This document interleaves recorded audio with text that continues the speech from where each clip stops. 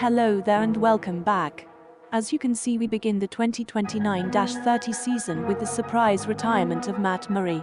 While I wish him the best, couldn't he have announced this ahead of free agency? Now I must scramble to find a decent backup because Ryan Russell isn't ready. This late into free agency there aren't many options. Actually there's just one, regressing here. We'll sign him for a season and see what's available next year.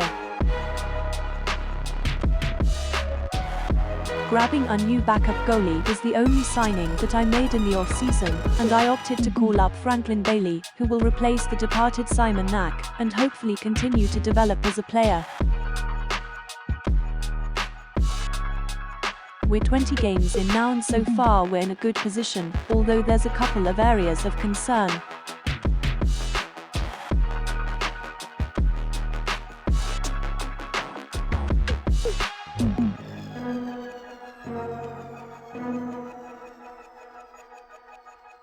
Before we start analyzing our team, here's the league-wide players' stats.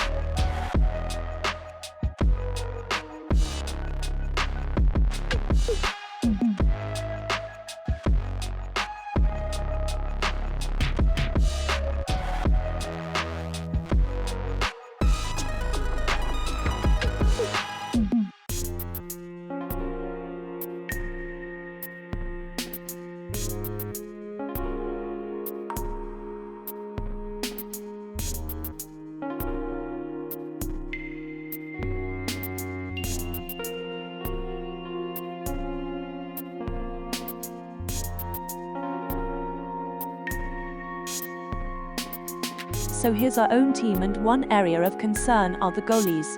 Merelainen is off to a slow start, but that's not unprecedented, and things will likely even out by the end of the season. But also take note of sexy beast here, that's Slavkovsky, for those of you who've joined the series late. This might be a bit of foreshadowing, but he's in for a rough season. But on the bright side, rookie Franklin Bailey is fitting in nicely so far.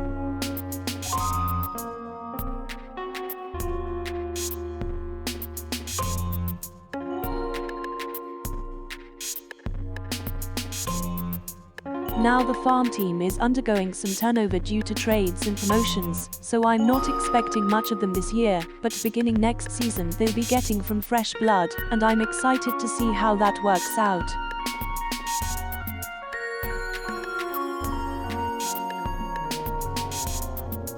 The first half of the season was a real struggle for us, but just as we reached the halfway mark of the season, the team found some consistency and worked their way into a good spot.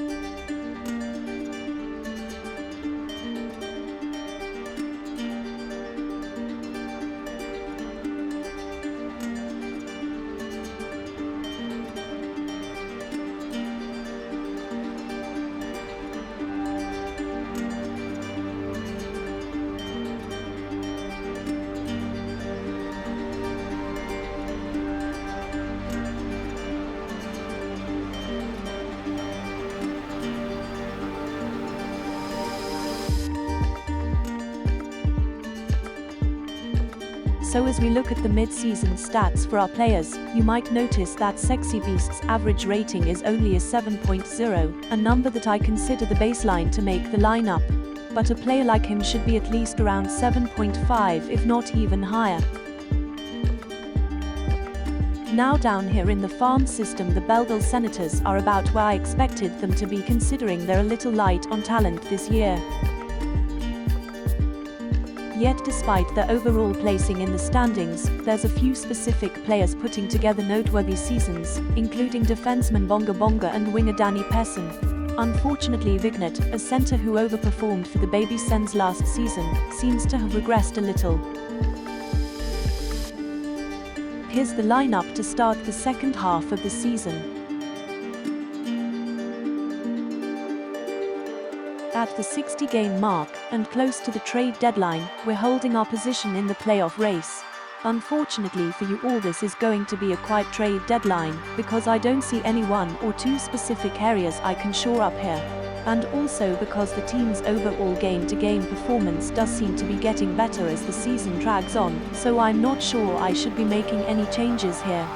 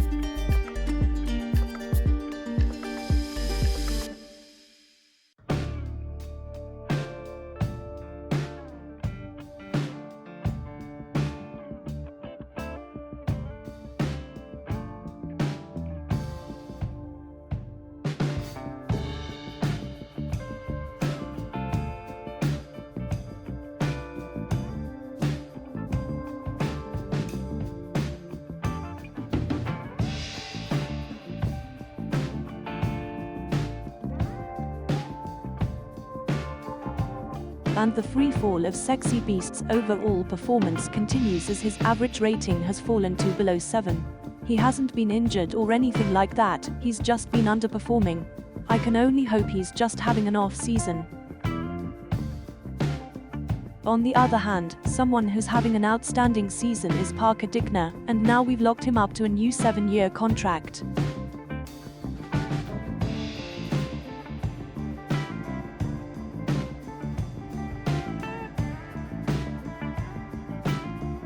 With no trades planned, here's our lineup going into the last quarter of the season. Meanwhile, in the farm system, Belleville's actually making the season interesting, and I wonder if they'll be able to find a way into the playoffs.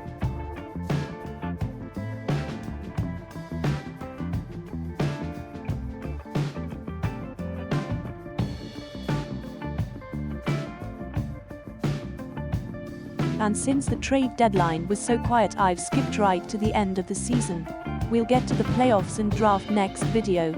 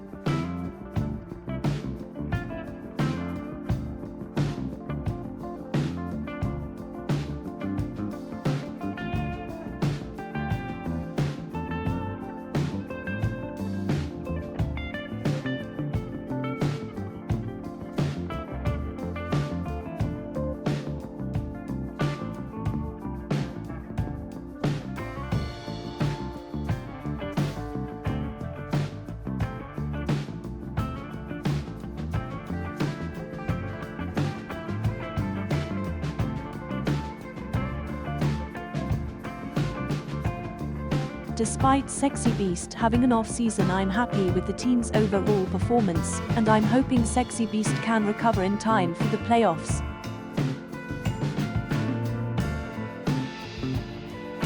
Heading into the first round of the playoffs, here's the lineup that we'll ice. And the team our lineup will be facing are the Florida Panthers. The Panthers are made up of shrewd draft picks like Fodget right here, as well as reliable veterans.